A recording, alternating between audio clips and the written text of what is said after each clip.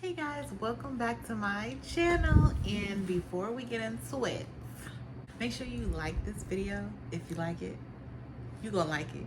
You like it, period. And subscribe to my channel so you can get more of this content. And turn your notifications on if you want to be notified every time I drop a new video. So let's get right into week 4. We really gotta go back to week 3 to understand what happened in week 4. Okay, week 3, Tucker was on the block with Angela and with Kenny.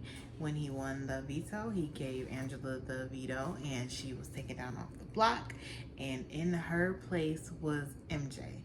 And what Tucker thought was the plan was that Quinn was going to go up because Quinn has the defect HOH power.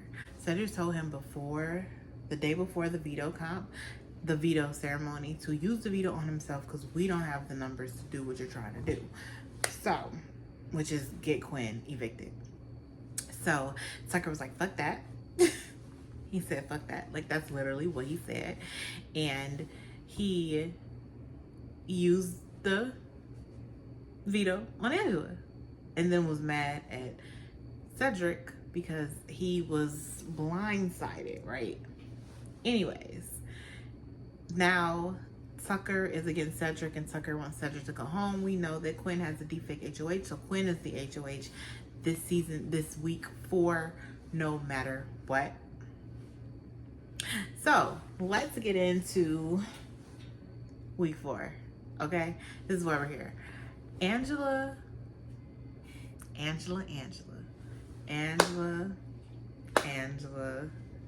Okay, you did that. You did that one thing, but it's also that 2 thing because you did that twice. You did that. And she breaking records being the oldest woman in 2060's The Big Brother to win 2 head of household competitions. And it's only week 4. She's won half of the head of household competitions. And you know what that speaks to? The equitability of these comps. Because I be feeling proud too, because I'm like, I'm one of the people that was yap complaining, okay? So I feel heard, I feel seen. The competition that Angela wins, which one was it? Oh, it's the knockout competitions, where you go against them. The first 2 are random. Y'all go head to head. If you lose, you're out. And then you get to pick the next 2. The winner gets to pick the next 2 to go against each other. So Angela ain't no dummy, okay? Angela isn't. She's very emotional. She's very, but she is not a dummy. So she won that, and it was memory. Those things are not memory. Those things are usually like find the difference or something like that. I didn't really like. I like that competition, the style of competition. I like when it's live, when we see it live. That would have been nice.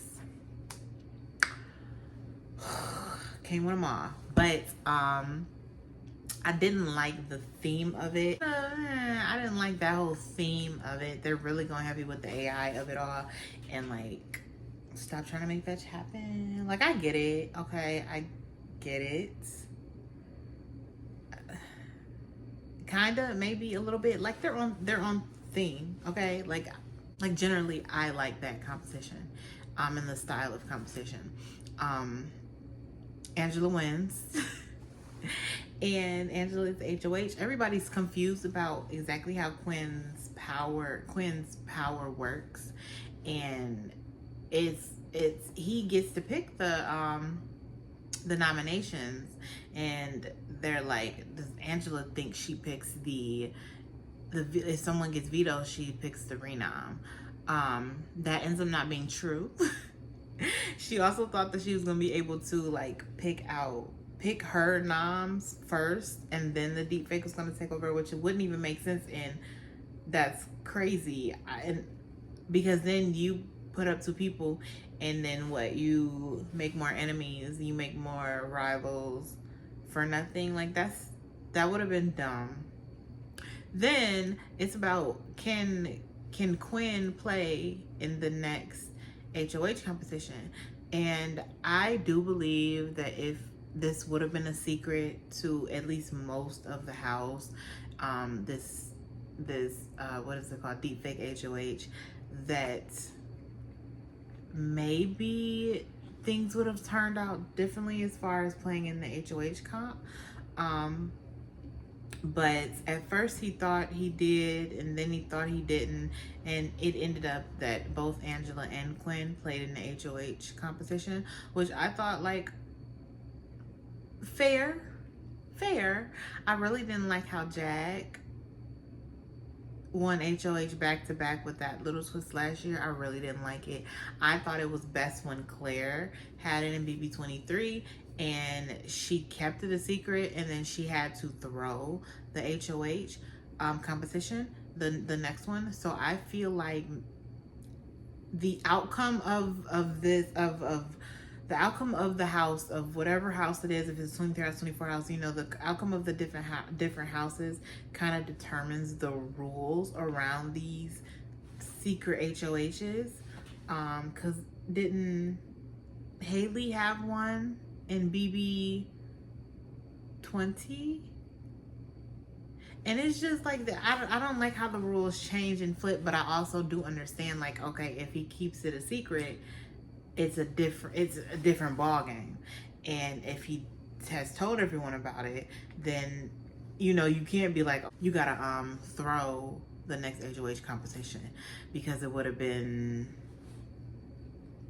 what's the point?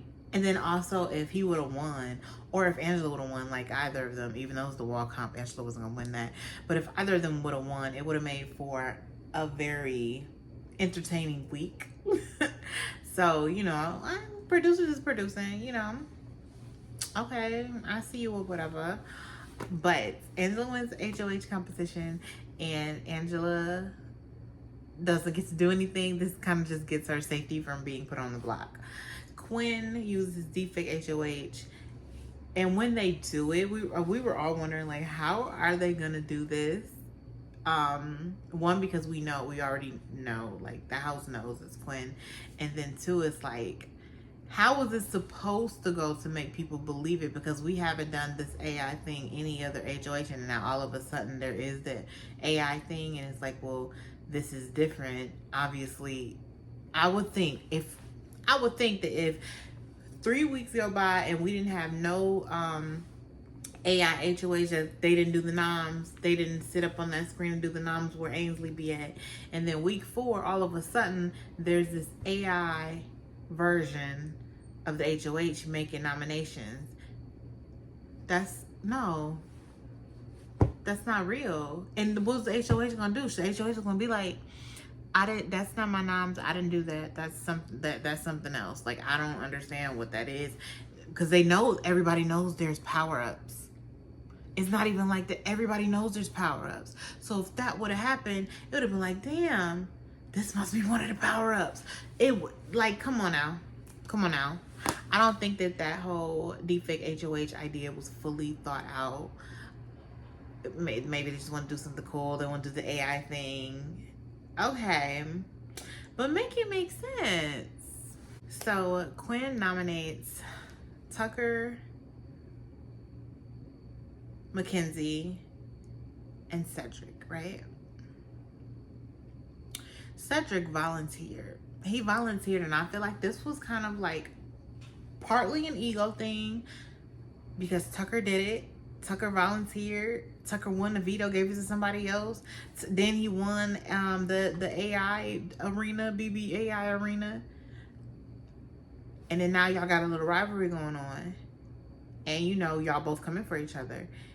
And seems like he wanted to kind of recreate that in a way. He thought he could. If Tucker can do it, he can do it.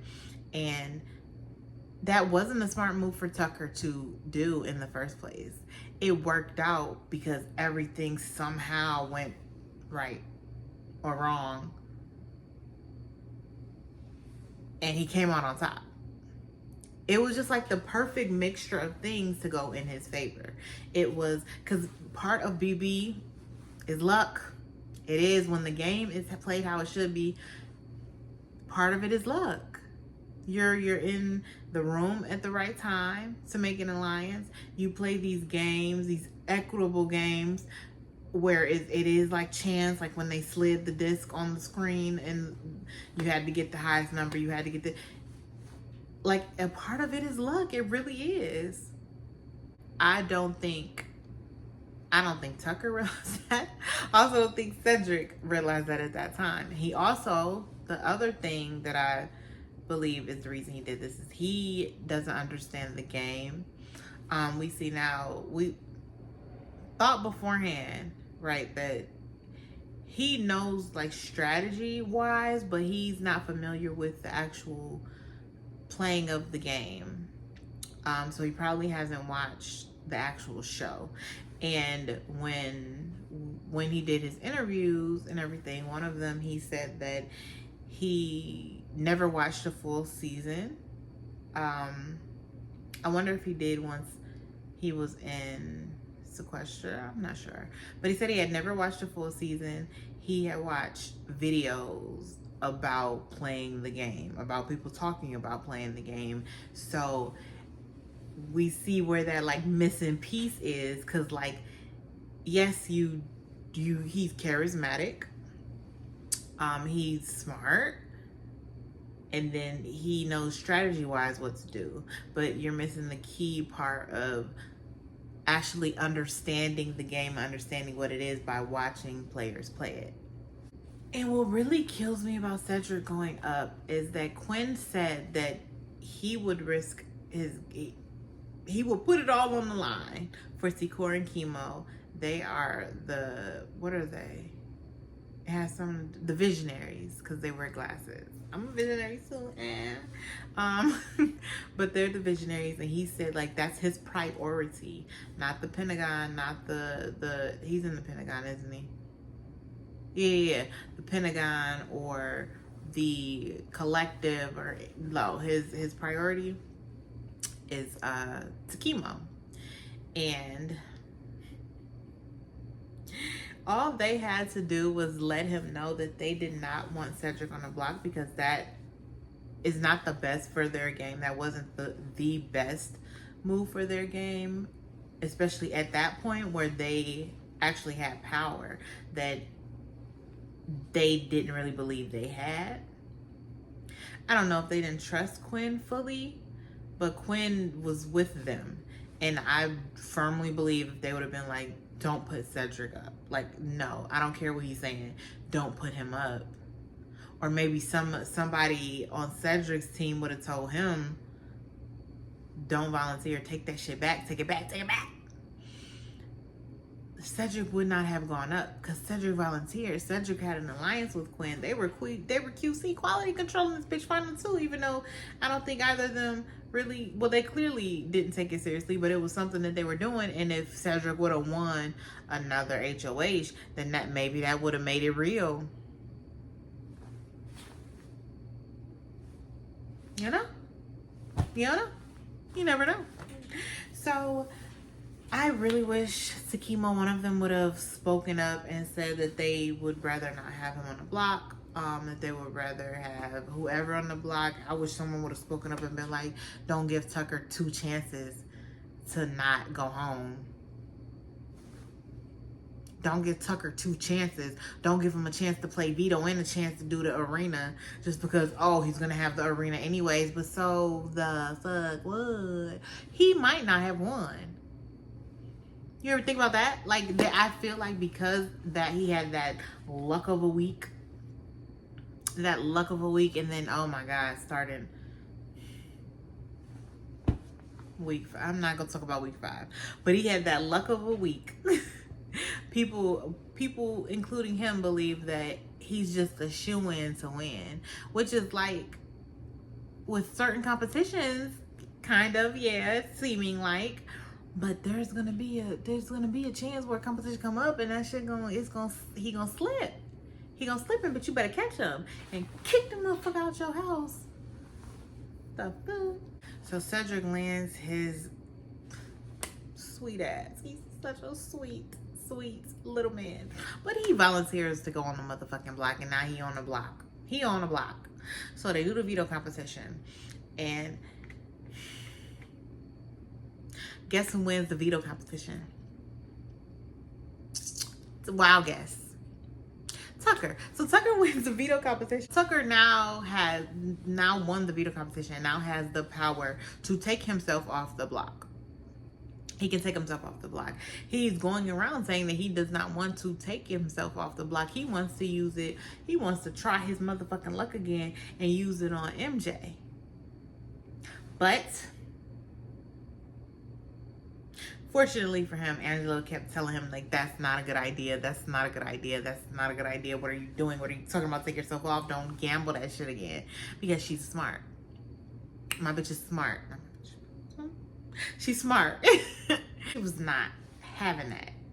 And I do feel like if it wasn't for Angela, Tucker might have done it. Tucker might have done it. Because what makes the most sense is to not give Tucker 2 chances and damn put Rubina on the block. But then if Takimo would have spoke up, he would have been like, okay, well, no, I'm not going to put Rubina on the block. Put Leah on the fucking block. I was praying and hoping and wishing that they would put Leah on the block. I swear to God, Leah has talked so much shit about Quinn. She does not like Quinn. She does not like Quinn. Quinn had liked it her, like had a little crush on her. She does not like Quinn. She's been talking so much shit about him. And Takimo knows she's talking shit about him to them, and they have not said anything to Quinn. And I really wanted him to put Leah up, and that would have been just so nice for them to spill them beans, everywhere, and he put her ass on the block. And then Tucker wins. Tucker take himself off. If that still happens, you have MJ and Leah still on the block. One of them is gonna lose, and whoever loses is probably going home. Even if it was against Cedric, even if it was against even if it was against Cedric, which it still shouldn't have been if it went that way. The veto comp was very Squid Gamey. Everybody was feeling that because at first I'm like, what does that remind me of? What does that remind me of? I was like, oh shit, Squid Game. So it's 2 players against each other, and they're doing a bracket, and one of the second team, somebody gets a bye. Why was Tucker the one to get a bye? So he goes straight. He only had to do the first round, and he goes straight to the finals, which is so crazy to me. So, anyways, it's a walking pad with 2 choices. There are 2 right and left, all the way down, right? 2 squares, and you have to guess basically which square is the right one. Like Squid Game, you step on the wrong one, no, you die. Wasn't doing that here. Could have been entertaining. Could have made them fall a little bit. That would have been kind of fun. But so they have to guess, and they have the same one, and they have the same pattern. Nobody used the strategy of cheating, which would have made so much sense, because I was in my head, I'm like, why is nobody looking at the other person? Because I can just watch you, and then we can just do a whole cat and mouse shit if you see me watching you. But like, which you probably would, because when you mess up, if you mess up, you have to start from the beginning. So you have to memorize the pattern. Tucker also had a good strategy for memorizing the pattern. He would count how many in a row would be like on the right or in the left. So if it's 2 in a row on the right and then 1 on the left, he would 2, 1, and it made sense. But if you mess up, you got to go all the way to the back. So if someone was theoretically watching the other person, once they get far enough and they're running back, they're gonna see that you're just standing there, right? I mean, but I would have tried. I dead ass would have. What you doing? Oh, right. Okay, right. What's next? Oh, left. Okay, left. Oh, you gotta go back. Oh, come back up here. Let me see what's next. Oh, left again. I would have been cheating my ass off. Why else would they give them the same pattern? Well, in the end, of course, it's Cedric versus Tucker. Like they planned this shit, and my baby Cedric loses. My baby sad. Oh, my baby. He loses to Tucker. Tucker wins the veto. Congratulations. So at the veto ceremony, I was still kind of unclear what Tucker was gonna do, and he ended up using the veto on himself, which was the smartest decision, honestly.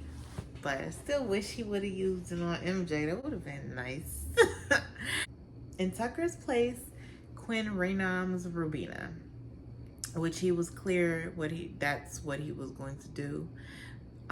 Which again, if Takimo would have spoken up, maybe we could have had Leo on the block. You know, maybe, you never know. But they did not speak up. This whole week was just them not speaking up about shit, not making decisions, not being decisive. And you can tell they stay to themselves. You know, like in the real world, they're probably like, you know, quiet, like introverts, stay to themselves, kind of like, you know, because they just be with each other and they don't like confrontation. And Kimo is very emotional. So like, I get it, but this is freaking Big Brother. Ain't that what Angela said? This is freaking Big Brother. Like, come on now, get your head in the game. Like this, come on now, this is a chance of a lifetime. Get your head in the game. So now we have Rubina, Cedric, and MJ on the block. The general consensus around the house is that Cedric is gonna stay either way. At first, they're like, no matter if he's up against Mackenzie or if he's up against Rubina, we're gonna vote for Cedric to stay. Cool beans. Got it. And it's kind of like, you know, why isn't no one thinking of taking this shot? Because I mean, Cedric there's a thing of him being athletic, which he is, but he's only won the one comp, and he's had the opportunity to win a bunch because he was in the AI arena. Before that, he didn't win the veto, but he's athletic, and that's the thing, because there's athletic competitions in this game. He's very charismatic.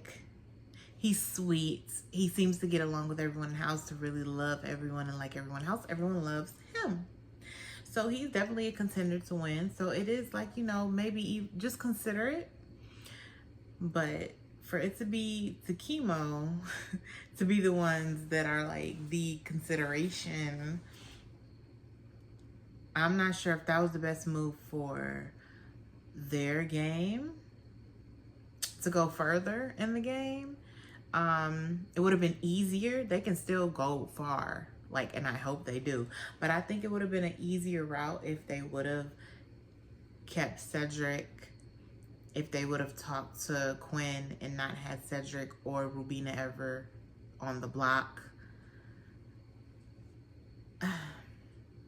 Anyhow, so Takimo are doing this thing where they're kind of having 2-on-1s with everyone, like they're in power, which I mean, in a way they are controlling the vote, but also they're not. Neither of them are the HOH. Neither of them have won a competition. Neither of them are the HOH. So it's just a little like, oh, what gives you guys the right to be doing this? But I don't know if anybody is actually feeling that just yet. But I think it's coming. It's coming now. So over the past couple days, they're going back and forth about what they're going to do. If they're going to stick to keeping Cedric no matter what, or if there's a Cedric and Rubina chance that they're both on the block together, we keep Rubina. Rubina and Cedric both great for Takimo's game in the long run. It's so concerning to me that they didn't stop this from happening, but I gotta move the fuck on. Quinn wants Rubina to go home. If Rubina is still left on the block, I feel like MJ goes home regardless if she's up against Cedric or she's up against Rubina. And that's pretty much a clear consensus because she's not really in the game. She's kind of like when they say trim the fat, she's kind of just there. But she's also a number, and it would behoove them to pick her up as a number or to keep her, because she's talking to people. Nobody is really like grabbing her in and making her feel like a part of anything for real. So it just kind of leaves her on the outs, you know, and it would have been very easy to just send her home. It doesn't mess up anybody's game. It doesn't really benefit anyone's game too much either. So, now, showmance. Rubina and Tucker are a thing. Tubina, if you will. They're not a thing, but they're a thing.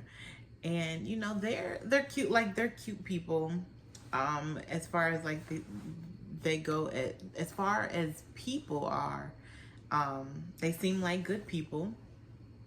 And they look, it be getting hot and steamy over there. Okay, it be getting hot and steamy over there, and I seen it. Okay, we all seen it.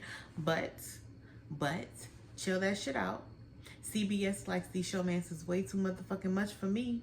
As soon as they see a showmance, it's showman's time, showman's segment, and I don't like that shit. It takes it like, showmances are gonna happen. Like, that's the thing. Romances are gonna happen. Coupling up, it's gonna happen.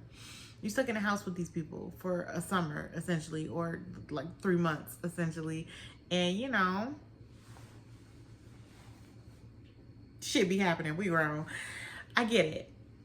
But the way CBS really just takes a hold of it and just squeezes the showmans for all they fucking got and wring it out, I don't like that. I don't like that. Especially when there's so much going on in the house and there's so many things that you can put into the show to show the audience to put on the episode, and then you don't. And instead you use 2, 3, 4 minutes to show us a showman's. Please. Ugh. And that's like the main reason why Rubina's even on the block, is because she's in a showmance, not showmance, it's a showmance with Tucker. Because the target is Tucker, and if we can't get Tucker, we're gonna get the closest person to Tucker, and that seems like it's Rubina. So Rubina is who Quinn wants to leave out the house now. And again, T-Chemo and Quinn are in an alliance in a final 3, and something that Quinn is like, this is the one that I'm working with. This is the main focus. Cedric feels pretty confident in that he either is gonna win the BBAI arena, or he's going to be kept in the house. He's gonna have the votes. He has the numbers.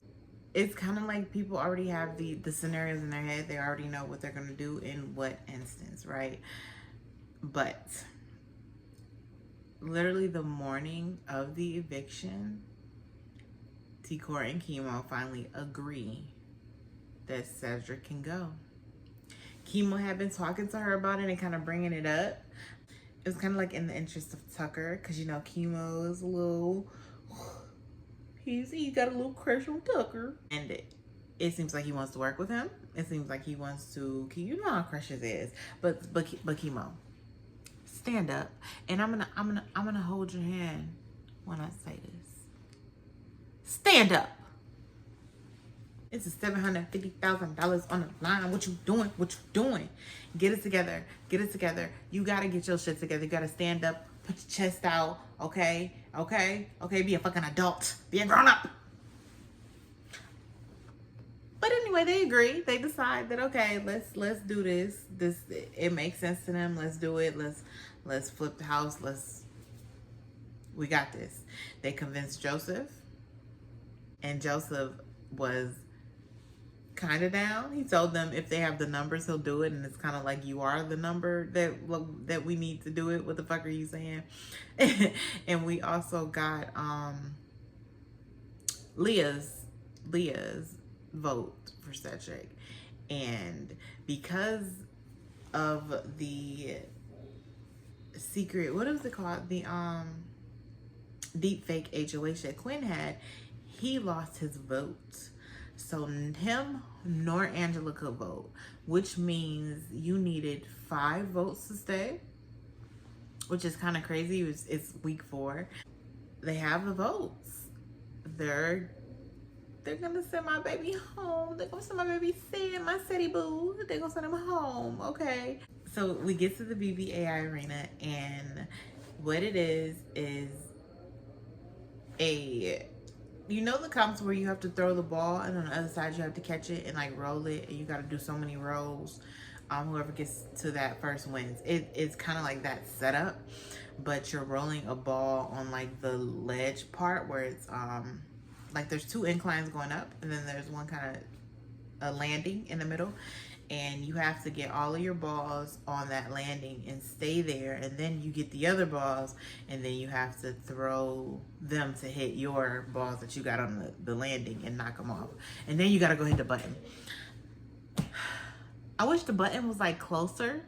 I really do wish the button was like closer, a little closer. And then the whole height difference. Rubina is so, she's a little tiny. I could put her in my pocket for later, okay? She's a little tiny thing. And if in the height thing, it was high for her. Not saying it was like, oh my God, it was too high, but it's like, that's a thing. Like when if it comes down to the motherfucking wire, if it's a buzzer beater, then that shit matters, and that's all about equitability. Okay, because Mackenzie is like 6'3", and then Rubina is 4'8", and it's just like, come on. And Cedric somewhere in the middle. So they have to throw the balls on the landing and then throw more balls and knock them off, hit the buzzer. So when it gets down to everyone is doing, you know, good, bad, they gotta get the hang of it. Learning curve. These are fucking carnival games. So it's a learning curve to it. They get the hang of it, and it's down to Mackenzie and Robina. Looks like Robina got it. And the way that these fucking cameramen got me fucked up. They got me fucked up because you really don't. You think Robina wins, and Mackenzie actually wins because she hits the buzzer first. Rubina had knocked down her balls first, but Mackenzie got to the buzzer first, which is when your arms are Stretch Armstrong in this motherfucker. Like, you know, it's a little unfair. It's a little unfair because it was really like it seemed like it was less than a second. Hopefully we get like a replay. But it was really, what's today? Hopefully we get like a replay, but it was like really, really, it was like that. And then from, like I said, the angle we had, it looked like Rubina won it. And for them to say that MJ won it, and bitch, you better have. She needed to win this or she was kaput. You was kicked the fuck out. So that was clutch for her, and I don't even think she really understands how clutch it was and how close she was to being evicted. I don't know where she thinks she is, in what game she's playing, what year it is. Like, she's somewhere on the moon. I don't know. But she wins. She saves the fuck out of herself, and we have Cedric and Rubina on the block. They come back from the AI arena, and for the first time, bitch, they is scrambling. And I know Julie is just shaking in her little boots. She is in there just so excited and so giddy, and she probably, her head might have exploded a little bit. Or the producers, because I feel like it's the producers on her ass, like, make them, bitch, you better make them. You better make them strategize. They're strategizing, they're going off and they're talking.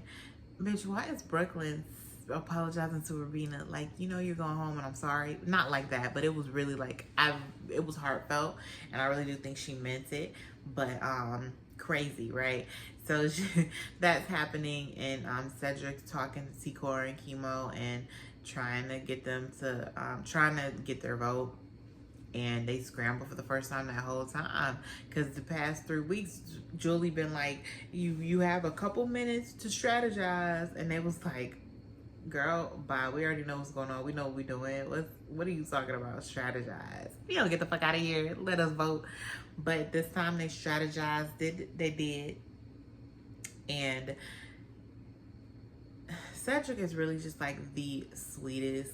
He was about to cry. He was saying, like, it's flies in here. I've never heard that one.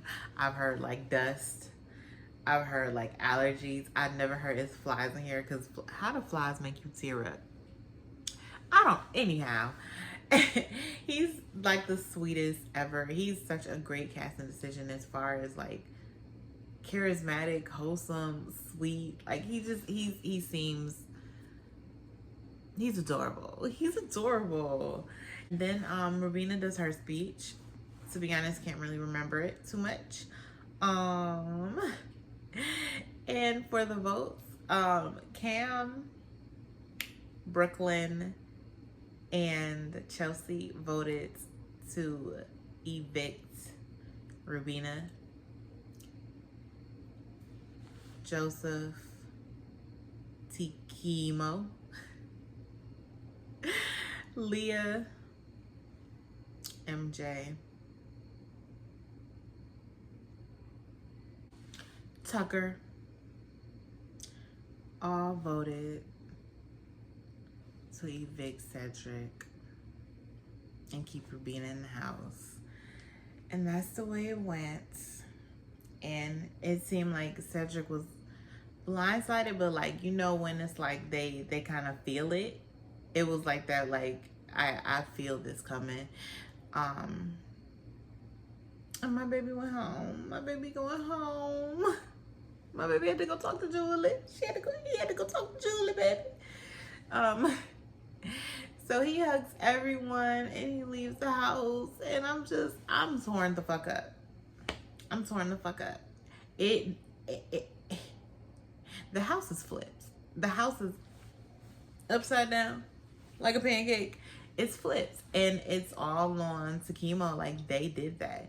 Now, as far as, I didn't want Cedric to leave. I like him as a person, and I do think that he should have been in the game, because he had good game sense and could have learned more about the game and could have played longer and harder. For sure, somebody I would want to see play longer in the game as opposed to like a Mackenzie. But as far as the drama that is gonna take place, and as far as the whole dynamic of the house changing, which is, that's what we like. We want the house to be like turning, evolving every week. It's so great for that. It's great to watch that. It's great to experience that. It's great to see it. It's like, I'm upset that Takimo got rid of him, but then I'm upset because I don't think that was the best move for their game in the long run.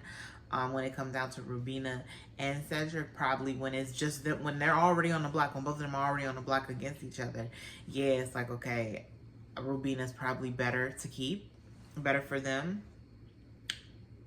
But they could have prevented this. They could have prevented this a long time ago. This didn't need to happen. And but it is a move that's gonna make the game evolve some more, and we love to see that. And it was, out of all the choices, the Rubina, MJ, or Cedric leaving, that was the one that would turn the house up and around more than the other two. That was the one timeline where it's like we got the chaotic timeline. We're living in the chaotic timeline. Cedric goes to talk to Julie, and it's really like the sweetest talk ever. And I teared up when he was watching his goodbye messages, and you know, he's just, I really like him as a person, and I love him. I like, dare I say Stan? Dare I say I Stan? But I might stand a little bit. Cedric is gone, and Tikori and Kimo have flipped the game and are in a powerful position right now and can control the votes right now and have influence right now. So I hope they really take advantage of that and really, you know, make the game their bitch, because you can do that now. Like, that's like, you prove that you can do that. So I'm hoping that they do that with this next with week 5, week 6, that they really like show their ass, okay? Because we here, period. But knowing these motherfuckers, knowing them, I don't know, we might be a little disappointed. Bitch, I might be. It's looking disappointing. It's looking a little disappointing. But I have faith in them. I do. And I want them to really turn this shit up, because they can. They can do that now. And now Chelsea, Cam, and Brooklyn are on the bottom. Like, they went from head of households back to back with Chelsea and then Cedric, And then now they've lost Cedric, and they were out of the vote, and they were so sure Cedric was staying, and they had the numbers, but they didn't do the work. They didn't do the work with MJ. They didn't do the work with Leah to make sure they had those votes. They didn't do the work with Joseph to make sure they had those votes. They didn't do the work with Takimo to make sure they had those votes, even though it would have been way easier to just get MJ, Leah, and Joseph, to be honest. But they didn't do the work, and now they're suffering for it, and now they're at a deficit, and now they're at the bottom, and now they have to work from the bottom when they were literally at the top of the totem pole. They was the top of the food chain, and now, baby, you at the bottom. You ain't nothing but pray. What you gonna do? What we gonna do about it? Like, I hope they really get their shit together too, because it's Decor and Chemo. They at the top right now. They need to stay at the top, take control. Cedric, Cam, Brooklyn, they need to get their ass up. They need to start climbing. They need to start doing the work to get back where they need to be. And I'm excited to see it. I'm so excited for this next week to play out. I'm excited for this season. Like I said before, I haven't been so excited about like a full cast in so long. Like, yeah, I may be like, oh, I don't like them, fuck them, whatever. But it's not a personal thing. It, like, as people, they all seem like good people. There's a Karen, which, yeah, but they all seem like good people. And I'm so excited. And not only good people, but they, like, some of them are chaotic, Tucker Angela. We got some chaos, okay? And that always makes for a good season. It makes for an interesting season as long as it's not a steamroll. Hate that. Hate that. And the BBAI arena is still here. What do y'all think about that? Because I kind of think it's been too long. Like, let's wrap this shit on up. But there's a new twist that has to do with the deep faking. I still really don't understand. But it's the AI instigator.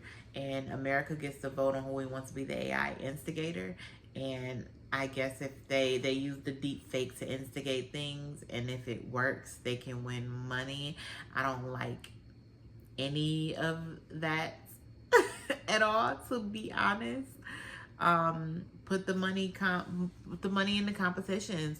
Do the what are the comps, the reward comps. Like, do that. Don't just give people money because we're doing, like, I don't like that. I don't like, motivate them to do other things. You're gonna motivate them to do this instigator thing, and we're not even sure how it's gonna work, because I guess they could use it and just spill game information and not as themselves. But I don't, with this cast, I don't think it's gonna be hard to find out who it is, because none of them can shut their goddamn mouths. None of them can shut up. So they're gonna know who did it. And then as soon as one person tell one person, they tell the other person, they tell the other person. This house, they don't know how to shut up. But we'll see. We'll see. Are you guys excited for this AI instigator? What are your feelings on it? Let me know below. And we'll be back really soon with this week 5 update. And if something go down in the house, we might need to do a pop-up and show niggas, okay? A pop-up and a pop up and Thank you guys so much for coming to my channel. I will see you guys really soon. Love you. Bye.